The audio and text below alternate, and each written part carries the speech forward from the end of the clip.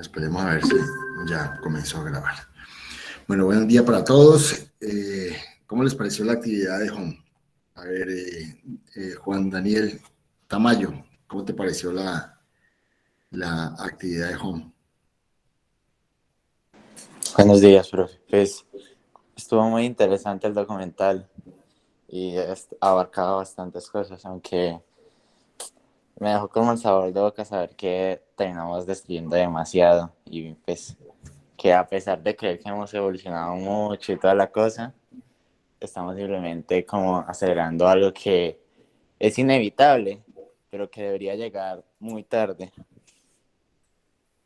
Ok. Y digamos, una reflexión desde el punto de vista como profesional, ¿qué te serviría, Juan Daniel? Pues sería el debido cuidado, o sea, sobre la explotación, por ejemplo, en las partes industriales, que hay empresas donde hacen mucha explotación industrial y todo eso y no tienen como el cuidado adecuado ni nada. Ok. Jessica Bedoya.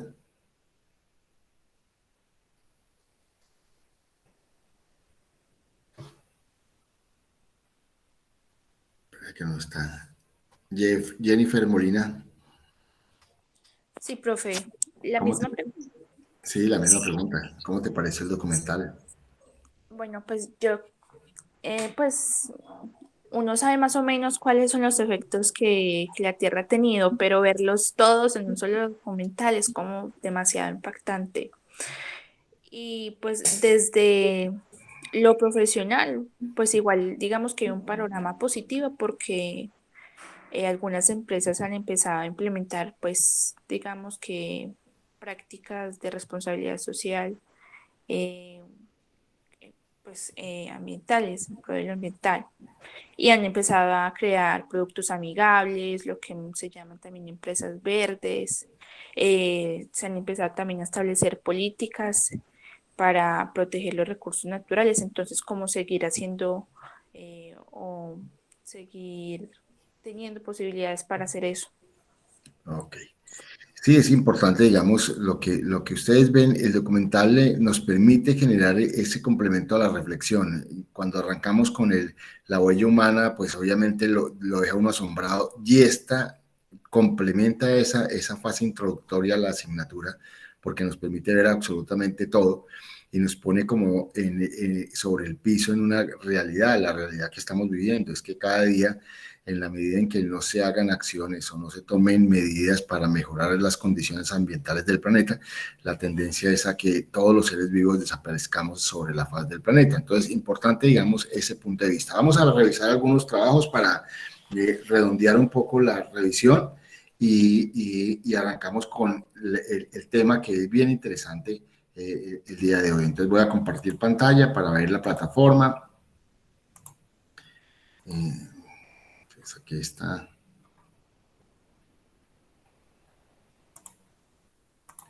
Bueno, ¿ven la plataforma?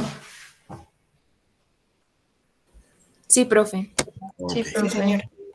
Bueno, aquí están las actividades, la primera semana, segunda semana. Yo creo, alguien me preguntó ayer en alguna clase que a dónde colgaba las clases para verlas nuevamente. Entonces, siempre está en el tema de la clase. Si ustedes lo miran, el tema de la clase, la primera, al finalizar, siempre está los videos de la grabación. En la segunda, igual, mira, aquí está la clase para que la quieren repetir, la quieren observar, bueno, lo que sea. Vamos a ver entonces lo que son las actividades. 32 se entregaron de uno. Es importante que la persona que no entregue ya sabe las consecuencias y por favor, esto es un compromiso y por eso se deja el tiempo suficiente para que puedan desarrollar la actividad. Bueno, vamos a ver, María Paula Buitrago está. Sí, profe, es el audio más largo, pero sí. Está bien, porque te gustó, o sea, en términos generales eso. Ah, mire, eh, ya tú le estás colocando portada, esto es muy importante. Primero que todo esto demuestra, digamos, el gusto que le tiene uno al mismo tema, muestra un poco el deseo de hacer las cosas mejor con respecto al tema, y esto es bueno porque recordemos que yo había dicho que de alguna forma todos estos documentos se van a compilar en un único documento que es la entrega del parcial en la 8ª semana y que tiene una calificación de 15 puntos. Importante que la tenga, porque además, ¿qué es lo que evidencia? Pues esto que ella está escribiendo no está escrito en ninguna parte, lo escribió ella con base en lo que vio, en su reflexión, y esto conlleva, digamos, una visión mucho más clara. Miremoslo un general, mire, muy bien. Sí, vamos a mirar aquí al final. Perfecto.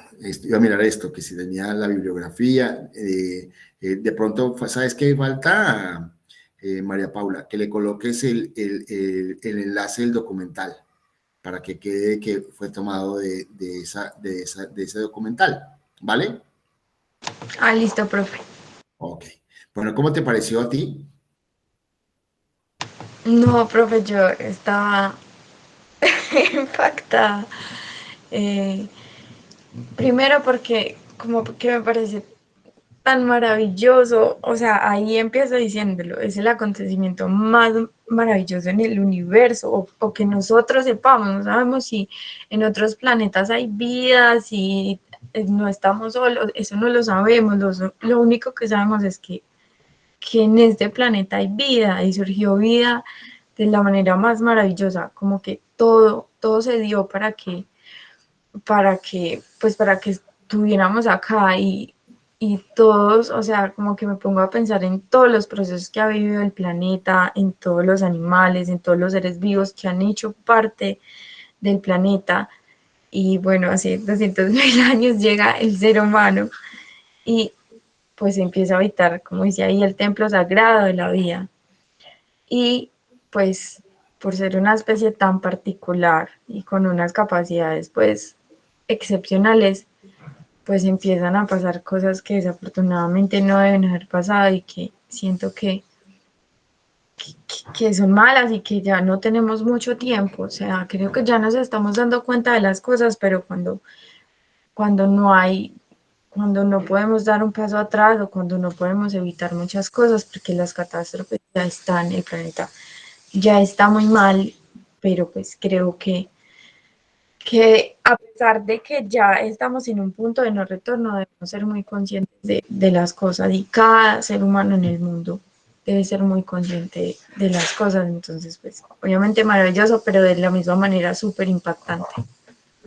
Me parece válido todo lo que estás diciendo. Además, lo he estado leyendo ahí y tiene elementos bien interesantes que demuestran, uno, la reflexión que te generó el documental, que me parece extremadamente bueno para todos, porque quizá lo que buscaba yo con estos dos primeros documentales, tanto La huella humana como Home, era eso, era tocar fibras, tocarles fibras a ustedes, porque desafortunadamente nosotros nos hemos vuelto muy fríos, somos personas que sin darnos cuenta nos volvimos calculadoras, que entramos en ese modelo cultural del consumismo, de estar eso, y nos olvidamos digamos, del entorno, del contexto donde estamos viviendo, de esa realidad que solamente tenemos en este planeta y que muy difícilmente nosotros podremos subsistir si no cambiamos nuestro comportamiento. Entonces, de ahí que estos dos documentales, yo buscaba en esta primera fase de la materia, era eso, era generar, tocar fibras, moverles de alguna forma esa visión que a veces uno no tiene o que desafortunadamente si la tuvo, la perdió, ya motivarlos como profesionales a que automáticamente tengan ese elemento como un elemento reflexivo en su vida personal y en su vida profesional.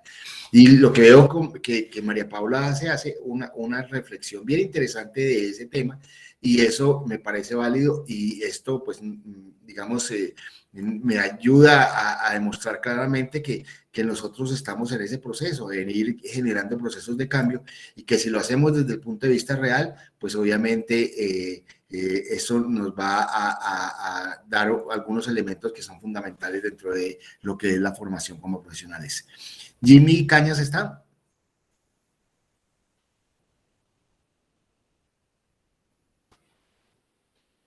Bueno, Jimmy no está. María Camila Díaz. Sí, profe. Ok. A ver, vamos a tu texto. ¿Cómo te pareció a ti, María Camila?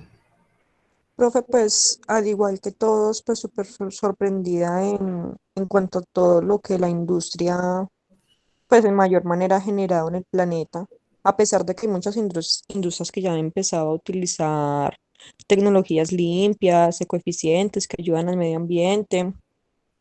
Es algo que va en cada uno debe dar un paso muy grande para empezar a ayudar al planeta, para hacerle conciencia a todas esas personas que creen que es una bobada, pero que no se dan cuenta que le estamos causando un daño irreversible al planeta. Ok, María Camila.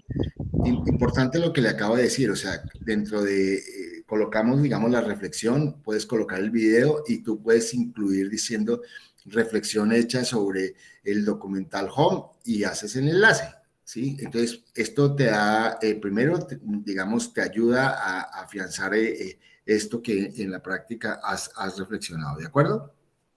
Listo, profe. Bueno, entonces veo que definitivamente esta primera fase de nuestra materia se cumplió y al cumplirse me genera a mí esa satisfacción que yo buscaba, digamos, como objetivo de estos 2 primeras semanas, era, digamos, mover, como lo dije anteriormente, esas fibras que todos tenemos para descongelarlas un poco y empezar a generar reflexiones sobre lo que está por venir. Pero curiosamente, digamos, lo que uno evidencia en muchos de los casos es que desafortunadamente, digamos, las reflexiones a veces para muchos los toca y motiva, pero para la gran mayoría a veces solamente es una circunstancia evidente. Lo que busco yo es eso, es tratar de que ustedes con esta asignatura puedan recordar, refrescar, reaccionar sobre lo que ha pasado para que de alguna forma cada vez valoremos lo que tenemos y que por poco o mucho que sea, nos demos cuenta de que no fue que cosas del azar, sino que hubo un proceso evolutivo que conllevó eso. Por eso arrancamos, digamos, a partir de esto, de la creación. ¿Sí? Nuestro tercer tema o el tema de esta semana es el Big Bang. Yo creo que muchos de ustedes lo han escuchado, recordarán por allá hace años que alguna vez a alguien les tocó eso. ¿Alguien se recuerda qué les dijeron del Big Bang?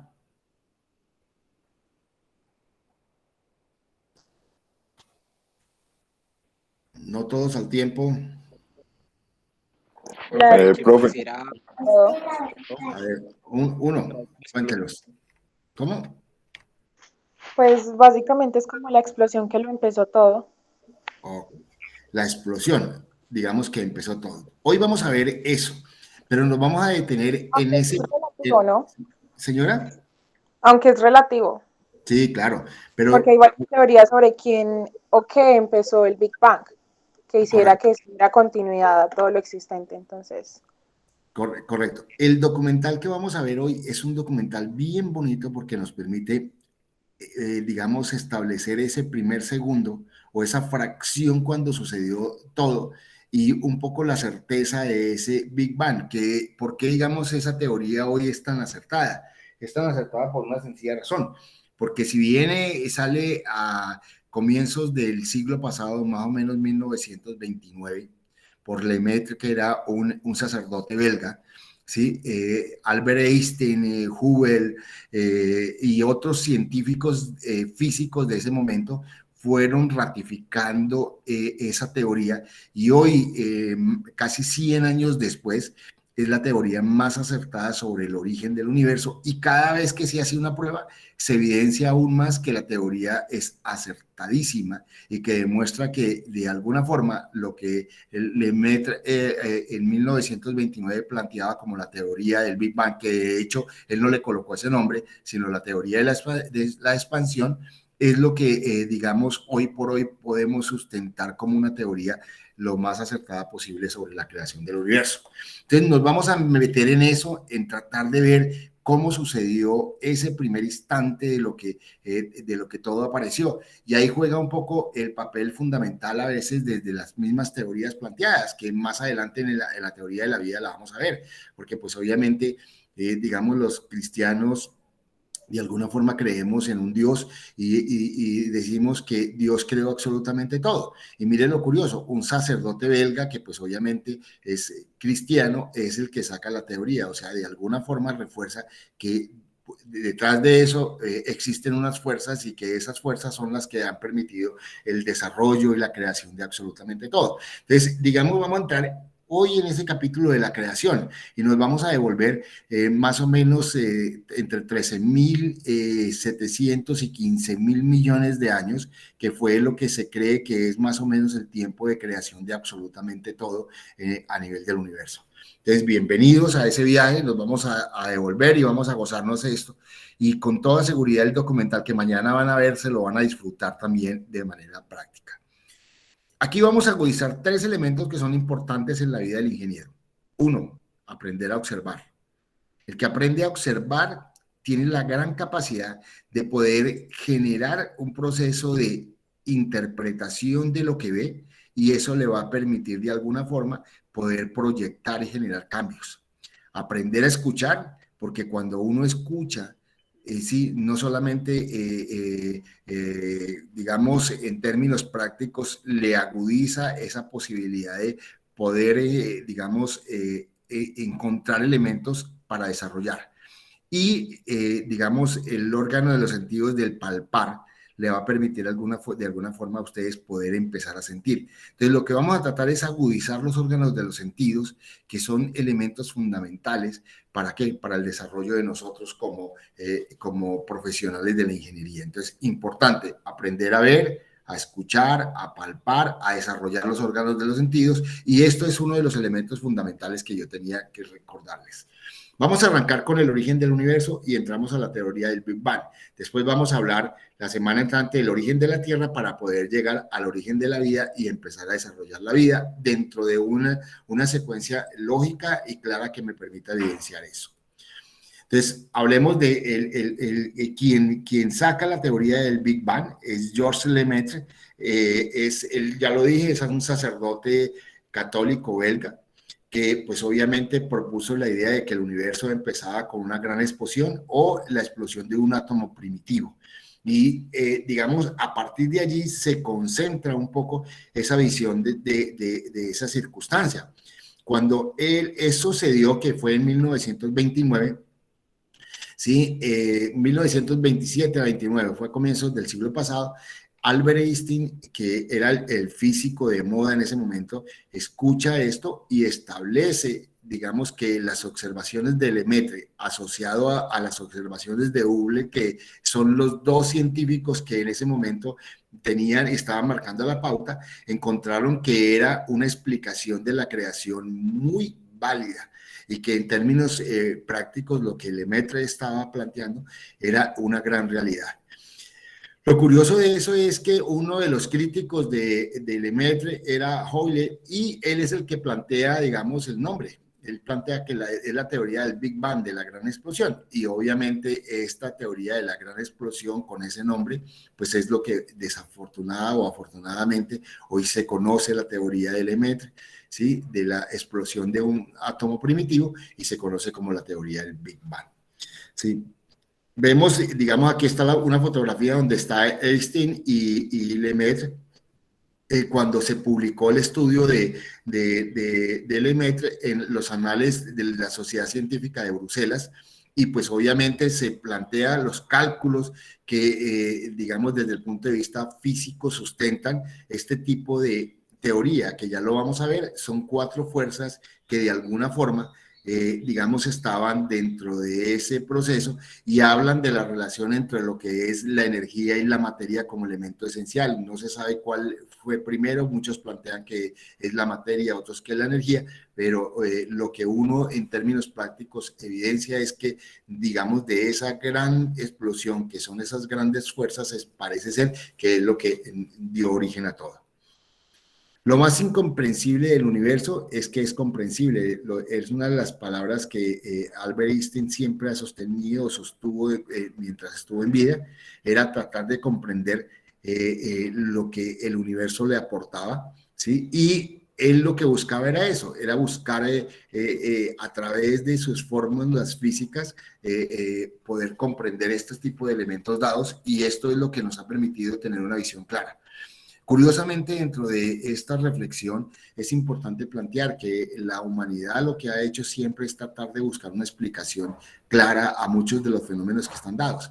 Desafortunadamente, la mente humana tiene esa doble dualidad, o lo que muchos llaman, digamos, el libre albedrío, de tomar lo bueno y convertirlo en malo, y muchos otros de tomar lo malo y convertirlo en bueno. Entonces ahí juega como esa dualidad, porque muchos de los estudios establecidos por Albert Einstein posteriormente han sido tomados ¿para qué? Para dominar la humanidad y para mantenerlos en una continua guerra, que es lo que hemos vivido a lo largo de la historia de la humanidad.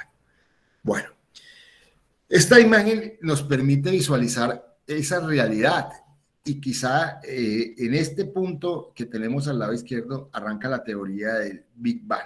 Y la gran pregunta que nos hacemos es todo lo que ha sucedido a lo largo de esos casi 15.000 millones de años, cómo ha ido transcurriendo, digamos, el tiempo para que se evidencie la formación de todo. En la clase pasada hablábamos que digamos, el planeta tenía alrededor de 4.000 millones de años y que el hombre había surgido ya 200.000 años, hace 200.000 años, lo que quiere decir que cuando se formó la Tierra ya había transcurrido una gran cantidad de millones de años para que se formara. La gran pregunta que uno se haría es, ¿qué pasó en cada uno de esos instantes, o cómo se formó esto para llegar a lo que hoy tenemos? Entonces, es una de las grandes preguntas que obliga a que los científicos, llámese físicos, llámese matemáticos, llámese químicos, llámese biólogos, siempre de alguna forma nos hacemos para poder encontrar una explicación lógica y válida de lo que sucedió. Es importante tenerlo.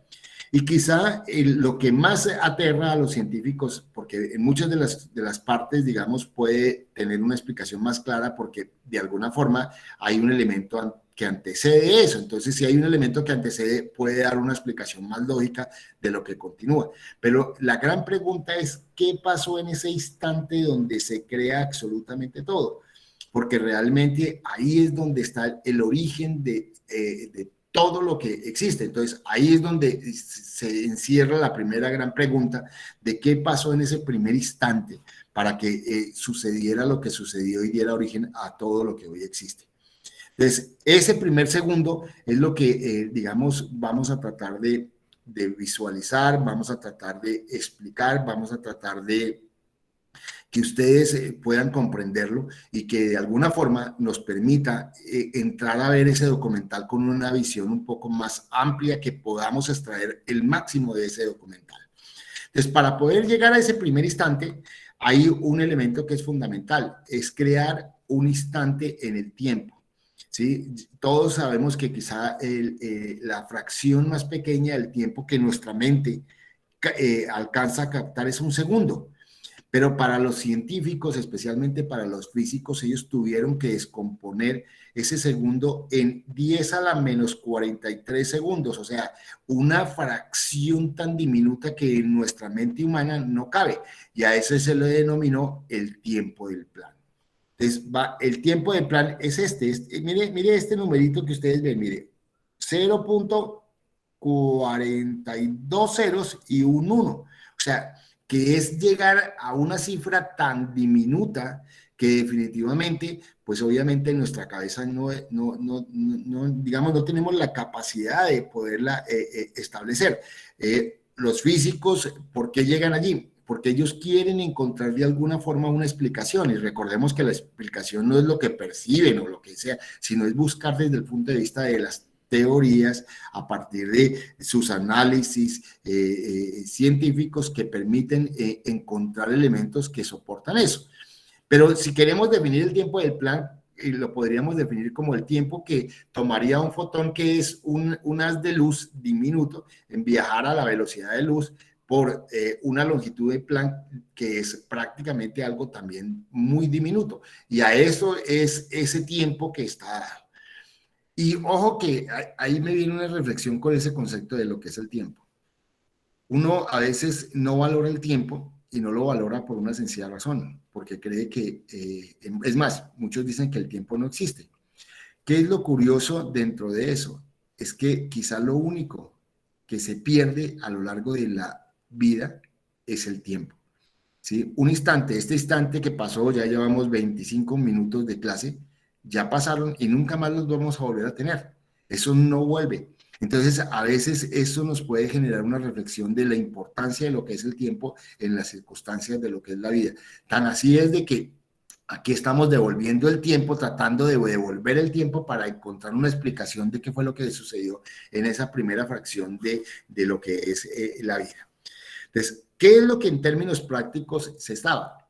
Se plantea que, digamos, el primer instante tuvo que tener unas fuerzas establecidas en ese algo que podría uno plantear como la materia, digamos que en términos prácticos estaba. Es que esa materia de alguna forma encerraba 4 fuerzas fundamentales que hoy están explicadas en la naturaleza. Esas 4 fuerzas, digamos, que dan origen a todo, son la fuerza gravitatoria, que todos de alguna forma la hemos visto, la atracción, si lo vemos aquí en la Tierra, es la atracción de todos los cuerpos hacia el centro de la Tierra, una fuerza nuclear débil y una fuerza nuclear fuerte.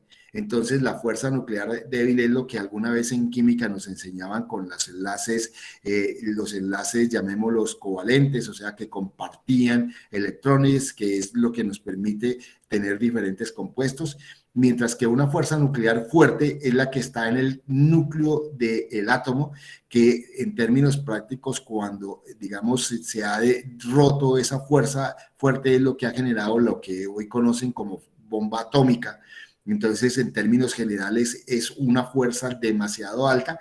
Y la cuarta fuerza o tercera fuerza que está aquí es la fuerza electromagnética, que conforma un campo magnético y un campo eléctrico. Y es lo que nosotros vemos, digamos, en el planeta, o cuando vemos la brújula que tiende hacia el norte, es porque pues obviamente hay un campo magnético que atrae ello, y vemos que los dos polos, en el caso de nuestro planeta, pues obviamente tienen la mayor concentración de ese campo magnético y de esa fuerza electrónica, y conllevan a que de alguna forma toda la energía, digamos, fluya alrededor de la Tierra para poder mantener esos elementos dados.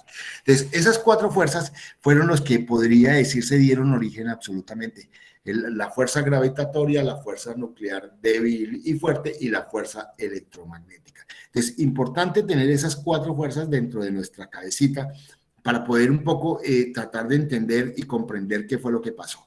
Vamos a tratar de definirla desde el punto de vista práctico, y un poco no me voy a detener a las fórmulas, pero lo que quiero con colocar esas fórmulas allí es que podamos entender que los físicos lo que hacen es tratar de dar una explicación lógica y clara que sea entendible desde el punto de vista del raciocinio, para poder dar una explicación real de lo que son esas fuerzas. Entonces, todos sabemos que la fuerza gravitatoria es ese fenómeno natural que los objetos con masa mayor atraen a los que tienen menor masa, y esto, digamos, esa interrelación de esas fuerzas gravitatorias es lo que en términos prácticos permite, por ejemplo, que la Luna esté a una distancia de la Tierra, que esa fuerza permita, digamos, tenerla y que no se acerque y no se aleje, sino que más o menos esté dentro de unos rasgos, dentro de unos rangos que permita, digamos, tener esa cercanía.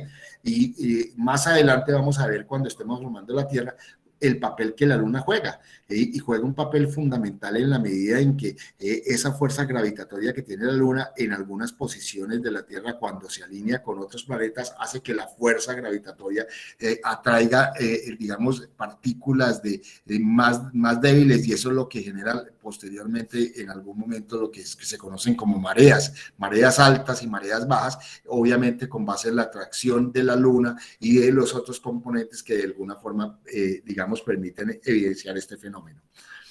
La segunda es la fuerza nuclear débil, ya lo decíamos. Entonces es lo que nos permite de alguna forma, digamos, generar esa mezcla, digamos, de muchos de los que son átomos. Recordemos que los átomos están conformados por un núcleo y unos electrones, y esos electrones juegan un papel fundamental dentro de lo que es la conformación de los compuestos. Entonces, todos recordamos, por ejemplo, la formación del agua, H2O, una molécula de oxígeno y dos de hidrógeno, y esas moléculas de hidrógeno están unidas por esas fuerzas nucleares débiles. Si esas fuerzas nucleares débiles no existieran, no se podría formar la molécula del agua, y al no formarse la molécula del agua no tendríamos agua, así de simple. Entonces, ahí evidencia uno que existen esas fuerzas nucleares débiles que nos permiten generar la mezcla entre los diferentes compuestos químicos, entre los diferentes elementos químicos para formar los compuestos químicos dados. La fuerza nuclear fuerte es la que está en el núcleo, y vemos que allí en el núcleo siempre vamos a encontrar protones y neutrones, y esos protones y neutrones están, digamos, unidos, y ahí es donde generan una fuerza, digamos, de una energía, de una acumulación de energía grandísima, que de hecho, pues nosotros y todo lo que existe está hecho de átomos, lo que quiere decir que en cada átomo hay una fuerza de energía tan alta, que pues obviamente al tratar de descomponer eso o tratar de romperla, pues libera una energía que en la práctica pues ya lo hemos notado, o por lo menos nos lo han hecho ver, que lo que genera una bomba atómica. Entonces, un poco ahí está esa tercera fuerza, que es la fuerza nuclear fuerte. Y la cuarta son los campos electromagnéticos, ¿sí? O fuerza electromagnética, que hay un campo magnético y una fuerza eléctrica que conlleva, digamos, que todo gire en torno a eso. Y eso se evidencia en nuestros polos, ¿sí? Nuestros polos tienen esa gran posibilidad de tener ese campo magnético, y ese campo magnético es lo que de alguna forma ha permitido que se generen los giros de rotación al interior de nuestro planeta para formar lo que son los días, ¿sí? Y generar, digamos, esa circulación. Y de alguna forma ese campo es lo que ha permitido que muchos fenómenos biológicos se puedan dar para atribuir, digamos, y dar origen a lo que es la vida. Entonces, un ejemplo, digamos, muy rápido de lo que son esas cuatro fuerzas que son los que marcaron las pautas: una fuerza nuclear débil, una fuerza nuclear fuerte, una fuerza electromagnética y una fuerza gravitatoria o de atracción. Son las cuatro fuerzas que pues obviamente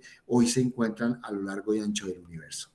Aquí las tenemos. Mire, fuerza nuclear, cuando se atraen las partículas del núcleo; fuerza débil, cuando se separan y pueden formar átomos, pueden formar compuestos; fuerza electromagnética, lo que nos permite obviamente conformar la figura y la estructura del átomo; y las fuerzas gravitatorias, lo que permite de alguna forma que el electrón gire alrededor del átomo. Todo esto, si lo vemos concentrado en la partícula, digamos, que considerábamos nosotros más pequeña, que se forma, que es el átomo. Entonces, ahí vemos las cuatro fuerzas digamos, fundamentales que hacen parte de lo que la creación de todo, en la partícula más pequeña conformada, que es el átomo. ¿Hasta ahí es claro? Sí, profe. Ok. ¿Qué es lo que pasó en ese primer instante? Entonces, para poder complementar esas fuerzas es que, digamos, uno de los elementos que son importantes, y lo plantea la ley de Hubble, es que las galaxias y todo lo que existe pues tuvo un proceso de expansión, y esa expansión, digamos, genera lo que podríamos decir un paso después de lo que ocurrió con la teoría del Big Bang, que esas cuatro fuerzas que ya desde el punto de vista práctico fueron planteadas, en el momento en que se generó esa primera explosión, pues obviamente esas fuerzas empezaron a expandir. Y al empezarse a expandir, pues obviamente empezó a generar la formación de ese primer átomo, que con toda seguridad tuvo que ser el átomo más simple, el átomo lo más sencillo. ¿Cuál es el átomo más sencillo? ¿Ustedes recuerdan? ¿Cuál es el átomo que tiene el número atómico 1? El hidrógeno. El hidrógeno. ¿Por qué tiene átomo 1? ¿Por qué tiene átomo 1? Porque su peso atómico es 1, y está basado en la conformación de que tiene un protón, un neutrón y un electrón. Entonces, si formaron ese átomo y lo miramos, voy a volver un poquito aquí entonces obviamente se conformó un núcleo con la fuerza nuclear fuerte, entonces, ¿qué se unió? Un protón y un neutrón formando el núcleo, y alrededor de él se formó un electrón, lo más simple, que dio origen ¿a qué? A conformar esta fuerza electromagnética, y el electrón girara en torno ¿a qué?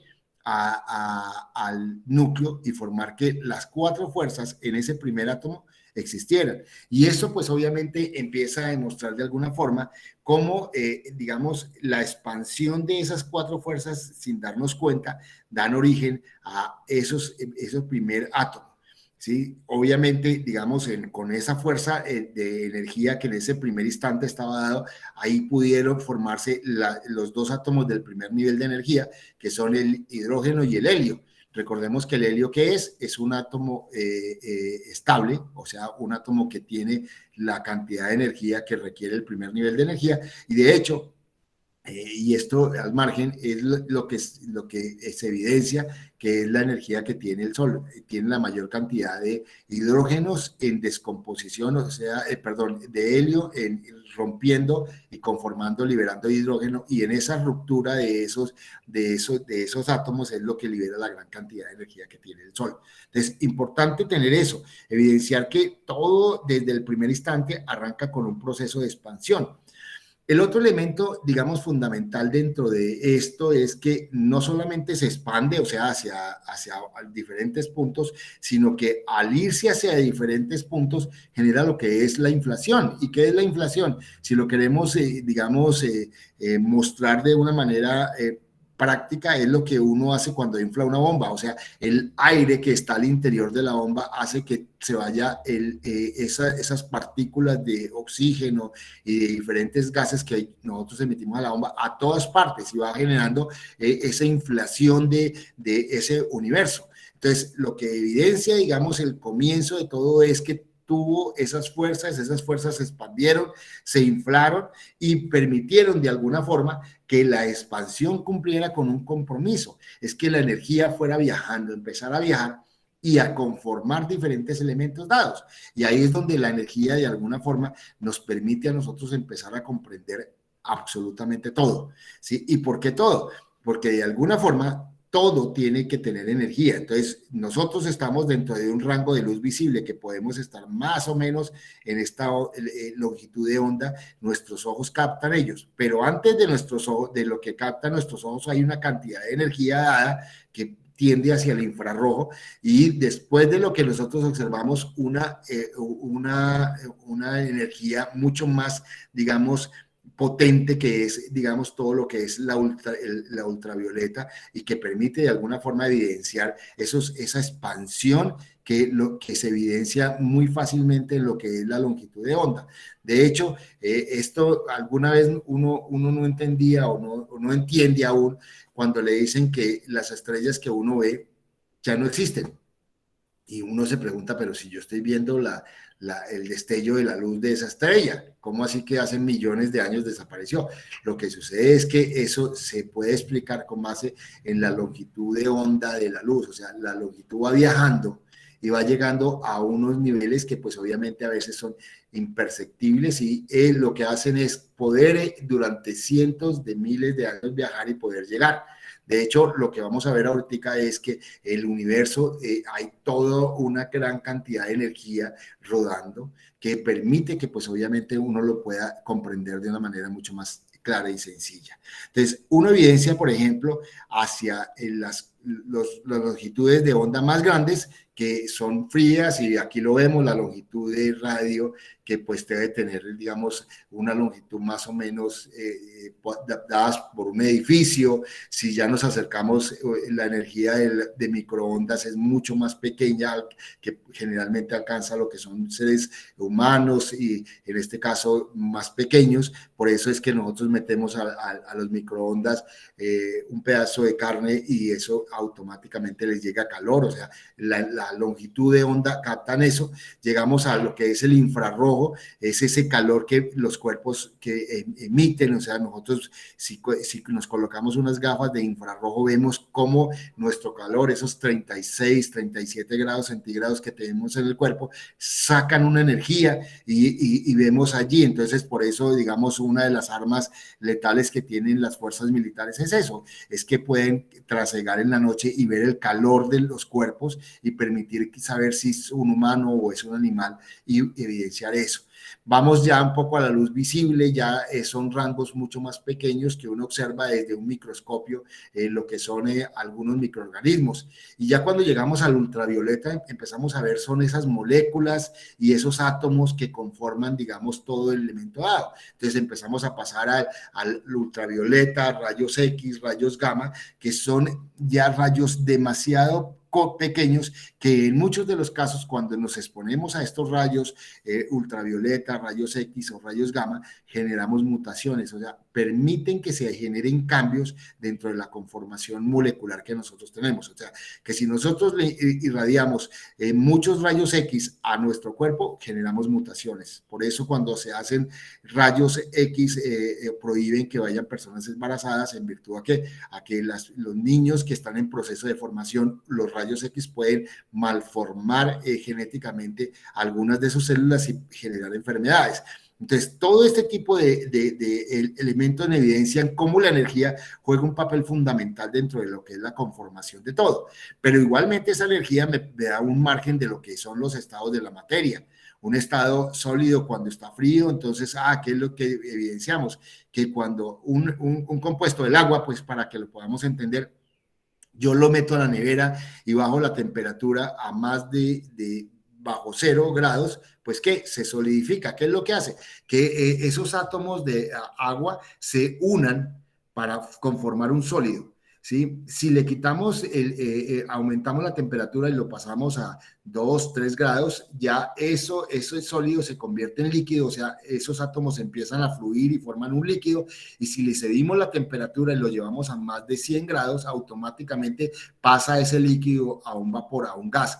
Y esto evidencia cómo la energía puede conformar los diferentes estados de la materia, conforma lo que es la visión, conforma lo que son los diferentes compuestos, porque esas conformaciones entre líquido, sólido y gaseoso es lo que me va a permitir la explicación de la conformación de todo. Con una mayor cantidad de energía, ¿qué es lo que hay? Pues obviamente los átomos se separan formando gases y curiosamente al separarse da la posibilidad de que se mezclen y conformen diferentes compuestos, o sea, se une el hidrógeno con el oxígeno, el carbono con el nitrógeno, el carbono con el hidrógeno y formen diferentes compuestos que sin darnos cuenta es lo que va a dar la conformación de absolutamente todo. Entonces, ahí en esa expansión es donde juega un poco esa visión de lo que la energía en términos prácticos nos da. Ahora, digamos, entremos a ver, digamos, esa partícula inicial, que es el átomo. Entonces, vemos que el átomo, ya lo decíamos, tiene un electrón en la periferia, que es lo que me permite ver la fuerza gravitatoria, la fuerza electromagnética y la fuerza, digamos, nuclear débil. Pero si vamos al interior, en el interior vemos la fuerza nuclear fuerte, con la conformación entre los protones y neutrones. Y esos protones y neutrones, hasta hace algunos años pensábamos que era lo más pequeño que existía. Pero hoy, curiosamente, lo que uno se evidencia es que esos protones están conformados por unos quarks. ¿Y qué son esos quarks? Es un compuesto aún más pequeño que el protón, y vemos que el protón realmente tiene un nivel mucho más pequeño. Un átomo es 10 a la menos 18 metros, ¿sí? Si uno pudiera convertir eso, automáticamente evidencia claramente que es una sustancia tan diminuta que pues también la mente humana no alcanza a percibir, pero un protón aún es 1000 veces, digamos, cada vez va a encontrar cómo, digamos, en términos prácticos, son mucho más pequeños esos elementos que conformaron lo que son los compuestos iniciales. Entonces, importante que tenerlos en cuenta. ¿Por qué? Porque a partir de allí es que viene una gran explicación de lo que pudo suceder en ese primer gran instante, ¿sí? Fue digamos, la primera guerra que existió entre las diferentes fuerzas, la fuerza nuclear fuerte, la fuerza nuclear débil, la fuerza electromagnética y la fuerza gravitatoria, y generó una competencia o una guerra entre lo que es la conformación de la materia y la antimateria, que era buscarla que no se conformara eso, o sea, unas fuerzas que de alguna forma lo que permitieron, digamos, fue en esa primera guerra generar una dinámica que conformó, pues obviamente, la materia. Y esa conformación de la materia está basada en esos elementos que nosotros hemos dicho, protones, neutrones y electrones, ¿sí? Entonces empezamos a evidenciar que cuando ya nos metemos dentro de los protones y empezamos a mirar, encontramos que de alguna forma vamos a tener elementos demasiado pequeños, como son los quarks o los leptons, que son, digamos, esos partículas diminutas que conforman en este caso lo que son los protones y los electrones, para poder conformar, digamos, la materia. O sea, ya tenemos que romper esa visión de que no solamente las partículas más pequeñas son el electrón y el protón y el neutrón, sino que dentro de los electrones y los protones hay elementos mucho más pequeños. En el caso de los protones, los quarks, y en el caso de los electrones, los leptons. ¿Sí? Y dentro de esa guerra, vamos a mirarla un poco dada dentro del documental, nos la muestra como el espejo. Entonces decía, allí lo van a ver ustedes, una manzana, y plantean que uno ve una manzana, la materia, pero en el espejo ve como si fuera la antimateria. Ve también una manzana, pero esa manzana no existe. Entonces es un poco la competencia entre esos dos elementos que van a conllevar, digamos, garantizar que esas fuerzas se pudieran conformar y permitieran formar la materia. Ahí vemos los quarks que conforman, en este caso, los neutrones y los protones. Vemos ahí una gran diferencia dentro de lo que son, digamos, esos neutrones dados para poder, esos quarks dados para conformar tanto los neutrones como los protones. Y vemos cómo los electrones, de alguna forma, tienen esas fuerzas y esos campos electromagnéticos dados. Aquí, digamos, está la conformación del helio, ¿sí? Desde el punto de vista atómico. Y vemos, por ejemplo, que si pudiéramos hacer un esquema de lo que es el átomo de helio, el átomo tendría, digamos, para poderlo relacionar dentro de nuestra mente, tiene 10 kilómetros donde los electrones del helio están girando, o sea, 10 kilómetros desde un punto fijo, ¿sí? Para poder observar el electrón. Para poder llegar, digamos, en términos prácticos a lo que son los protones y tratar de medirlos, podríamos decir que cada uno de estos protones y estos neutrones tienen 10 centímetros, o sea, es una fracción diminuta con relación a la distancia que puede tener, digamos, el átomo, y evidenciar claramente, digamos, la conformación de ello. Y los que son los quarks y los leptons tendrían un tamaño de 1 milímetro comparado con esos 10 kilómetros. O sea, vemos una relación de tamaño tan grande que definitivamente uno podría evidenciar que, digamos, es imperceptible, no lo podemos percibir, es algo muy, muy difícil poder entender lo que las moléculas o los átomos se formaron a través de esas 4 fuerzas, pero curiosamente ese átomo, ese primer elemento nos muestra que allí existen y que esas fuerzas es lo que ha dado origen a todo. Importante tenerlo en cuenta, mire, el átomo de hidrógeno, porque es estable, porque nos permite que al girar estos dos electrones tenga la energía suficiente ¿para qué? Para buscar un equilibrio. Y ahí viene uno de los conceptos fundamentales que lo vimos en la clase pasada, que era ese concepto del equilibrio. El equilibrio es quizá lo que ha dado el origen a todo lo que existe, cuando se puede equilibrar, digamos, y mantener estable eso. Entonces, importante tenerlo en cuenta. Hay un elemento que es fundamental para poder explicar y que esa teoría pase a ser, digamos, aceptada. Es ese concepto de lo que se conoce como el bosón de Huygens o de Higgins, ¿sí? Y que muchos han denominado la partícula de Dios.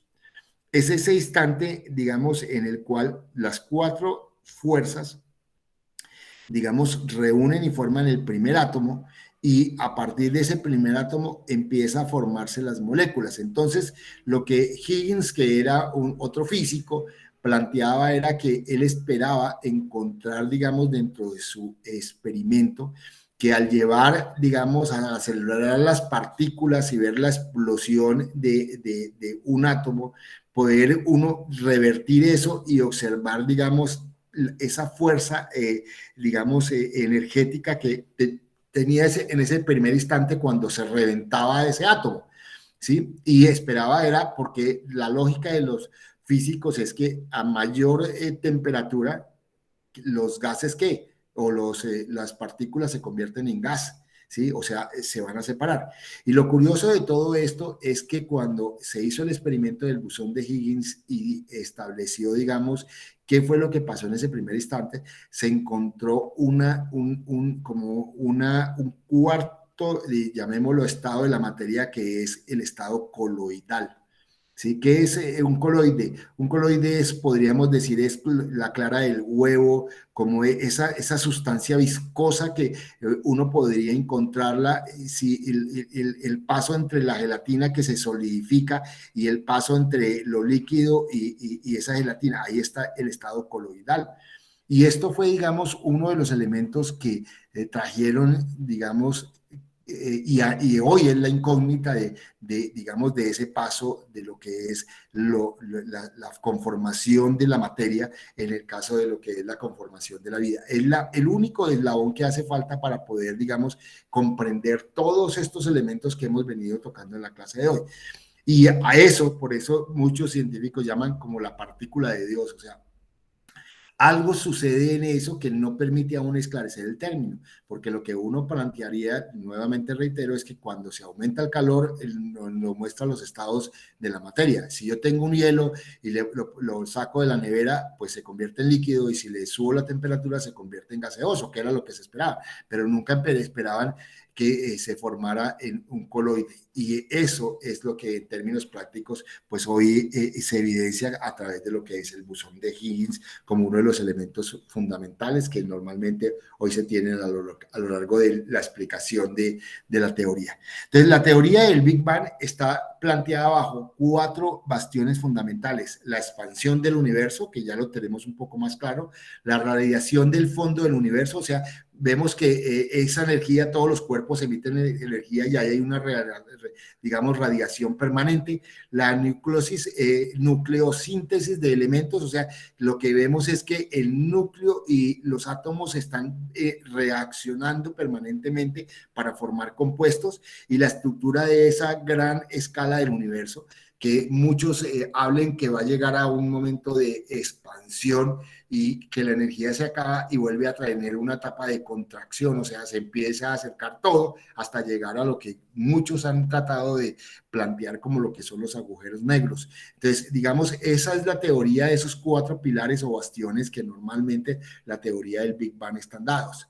Entonces, la expansión, lo que vemos es que de alguna forma el universo, en esa gran explosión, desde un punto se empezó todo a expandir para formar absolutamente todo. La radiación, vemos que, digamos, en términos prácticos, lo observamos cuando captamos en muchas partes. Por ejemplo, recordemos los televisores antiguos, cuando veíamos que, digamos, como lo que se formaba, unas figuras, era la incidencia de esa energía sobre las pantallas de los televisores, que hoy cada vez que se mejoran, por ejemplo, los plasmas, no reflejan tanto esa energía, pero que muchos la captan en virtud a ¿qué? A observar cómo, digamos, el sol entra y permite que ese calor pueda llegar a todas las partes, en este caso, por ejemplo, de nuestro cuerpo. Entonces vemos que esa radiación es válida, que tiene que ser filtrada por las capas que la Tierra tiene, y que de alguna forma la energía que tiene el universo me está llegando a mí, ¿sí? Obviamente la radiación del fondo cósmico, ahí lo van a ver ustedes, en Pinceas y Wilson, a través de una antena, captaron por primera vez, digamos, en 1965 toda esa radiación. En el documental lo van a ver mucho más claro, ¿sí? Y la nucleosíntesis de los elementos es la conformación de esos primeros elementos. El hidrógeno pasa a conformar helio y el helio al litio. ¿En virtud a qué? A que de alguna forma esa expansión permitió que de alguna forma se pudieran ir mezclando esos protones, neutrones y electrones para conformar los diferentes átomos. Es más, se cree que el hidrógeno, el helio y el litio son los elementos, digamos, que el universo más tiene. ¿En virtud a qué? A que son los más sencillos. Ya a partir de allí, del litio, el berilio, el boro, y toda esa cuestión, se creen que es la descomposición de compuestos mucho más, de elementos y compuestos mucho más grandes, como es el carbono, nitrógeno y oxígeno, y el hierro, que en el caso de nuestro planeta, ya lo vamos a ver, pues obviamente marcan la pauta dentro de lo que son la formación de los elementos químicos, y eso lo vamos a ver en la próxima clase. Un poco lo que quiere mostrarnos la historia de la humanidad es eso, es como un primer instante ha permitido que a través de los 15.000 millones de años que normalmente tiene nuestro universo, pues haya permitido que esa expansión, esa radiación, todos esos elementos que acabamos de ver, pues se hayan venido dando y que haya permitido esa recombinación, esa transformación de lo que son los diferentes elementos y con base en ello poder conformar lo que son el universo. Sí. Bueno, ¿por qué se considera y uno ve las estrellas? Porque generalmente lo que vemos es que esas partículas neutras que los átomos tienen dentro del universo han sido, digamos, evidenciadas como elementos, llamémoslo, neutros, que permiten en términos prácticos poder observar el universo y poder de alguna forma ver la luz que irradian muchas de esas partículas atómicas que lo vemos a lo largo de la conformación del mismo universo.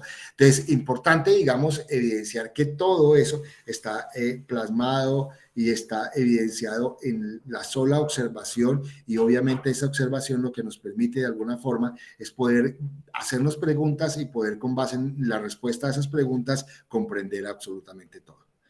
Bueno, hoy, digamos, vemos cómo, digamos, el hidrógeno puede estar conformando en un plasma que vemos cómo, digamos, tanto los electrones como los protones y los neutrones pueden estar libres en un plasma, o la conformación del átomo de hidrógeno. Y eso es lo que, digamos, hoy por hoy estamos tratando de buscar dentro del universo, y para ello pues obviamente se han tratado digamos, de crear equipos que nos permitan hacer observaciones y poder ver un poco la conformación de esto. Si vamos a lo más pequeño, ya tenemos, llamémoslo, microscopios que permiten un poco empezar a observar el átomo y a entenderlo, y hacia afuera están los telescopios. Han ido evolucionando. Los primeros telescopios fueron ubicados en la Tierra, ya a finales del siglo pasado salieron a tener, digamos, como los satélites, y hoy tenemos satélites que captan, pues obviamente, cada una de las imágenes que vamos a ver a lo largo de ese documental. Entonces, importante que tengamos en cuenta este primer instante para poder, digamos, disfrutar ese documental que vamos a ver a continuación. Entonces, ahí, digamos, voy a dejar, ya nos quedan unos pocos minutos para que veamos la actividad. La actividad está entre, el documental se llama Ciencia al Desnudo. Esa ciencia al desnudo, si yo pico aquí el tema, aquí arranca el documental. Una fracción de segundo. ¿Sí? El Big Bang. Dura 46 minutos el documental. Esos 46 minutos me van a permitir, obviamente, comprender mucho más fácil lo que acabo de explicarle, y vamos a hacer lo que hemos venido haciendo. Vamos a hacer una reflexión del documental, vamos a grabarla en un audio, vamos a transcribirla y vamos a crear un ensayo sobre esa primera teoría, que es la teoría del Big Bang. ¿Preguntas en este último minuto? ¿Comentarios? Bueno, parece que los arrullé, como que a todo el mundo los dormí. Aquí mi esposa y la señora que nos ayuda están riendo porque les acabo de decir eso. ¿Sí los dormí o no? No, profe, presente, aquí estamos. A ver, María Paula, ¿cómo te pareció todo esto? Profe, todo es un enigma y sigue siendo una maravilla. Bueno, ok, una maravilla. ¿Quién más quiere? Sara Isabel Gil, ¿quieres comentar algo sobre esa explicación del tema de hoy? Bueno, parece que Sara no está. Pablo Robles. Profe, la verdad, muy interesante, y pues lo que dice la compañera también, que todo es como un misterio, digamos que apenas estamos empezando a descubrir las cosas que tiene el universo. Ok, bueno, entonces los dejo porque van a ser ya las 8 en punto, algunos van a tener clase, entonces para que vean, mañana miércoles de 4 a 6, la idea es que vean el documental, puedan sacar la reflexión y puedan subirla como la actividad de esta semana.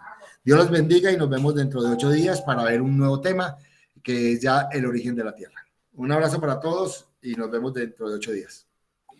Hasta luego, profe. Muchas gracias. luego, profe. Hasta luego, profe, gracias. Gracias.